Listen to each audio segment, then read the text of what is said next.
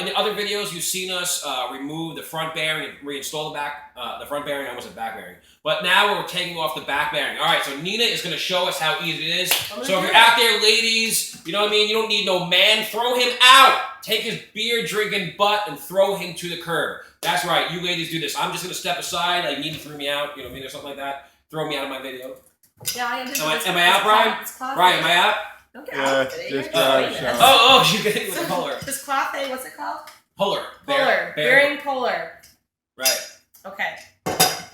So first I have to do one of these to protect a bolt or The socket. You a can put socket to protect this. socket on the end to protect the shaft, because what you're trying to say You there, don't want to strip it. yeah, inside there's threads. So we're going to screw your motor switch on later, which I'm going to show you to do. There's threads there, so you're going to put a socket over it. That way you don't mess with the threads. All right, there you go. Install the puller.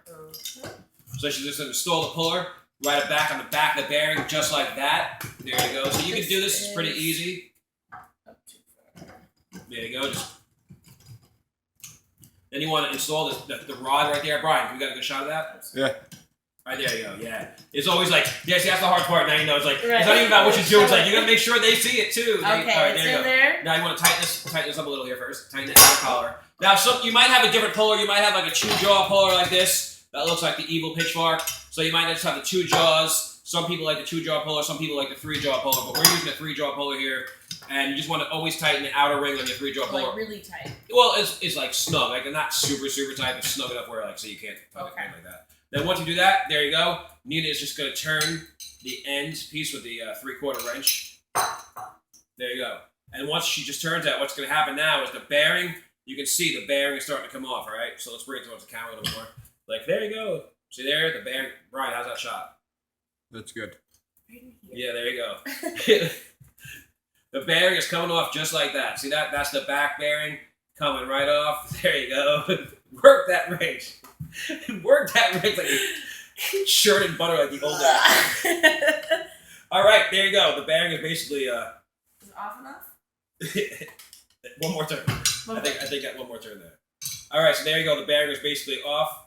We got like one more turn to go. For some reason, it's just a. All right. Hold on a second. Yeah, turn it back the other way. Turn it back the other way. The bearing's off. It's the puller bottom now. Go ahead. Oh. So yeah, Wait, you're going back now? Yeah, turn back the other way. I don't even know what happened there. That's weird. I didn't do it. See what? There you go. The bearing is off. There you go. I think it is off. Go ahead, loosen it up a little. There we go. So for some reason the bearing got stuck on there still. Look at that. Pull. Pull the bearing. Yeah, right? Like, What is going on? go ahead, we keep loosening it up. We're going to use this now. So we're going to show you now what happens if you get the bearing stuck. You want to use a little puller. Go ahead, turn that off. Just keep pulling it off. Probably what happened is that the bearing got stuck on the end piece. So we'll just take this little puller now, and hopefully this will pull it off. Sometimes the puller shafts are too big. I guess that's what happened. I don't know. That's kind of weird. This thing's stuck. Oh, yeah, the socket. Maybe the socket got jammed up. This puller is a little...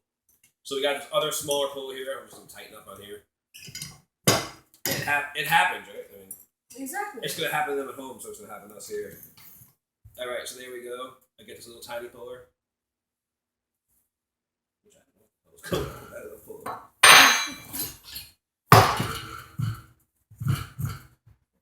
Yeah, please. All right, so let's see.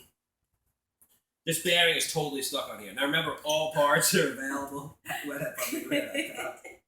Hey man, it happens. I was just saying before I did the video too, I'm like, don't worry man, I've done this a million times, right? So here we go, we got the small puller there. So now let me just show you, we'll stand straight up there. So with a small puller, you can see, we'll just keep turning it. There you go, I'll let you do the final turns, like it's a corkscrew or something. There you go. So there you go, as the final turns, you can see the bearing. So sometimes, there's your lesson, don't use too big of a bearing puller. There you go, keep going. See it getting higher right to the finish line. There you go.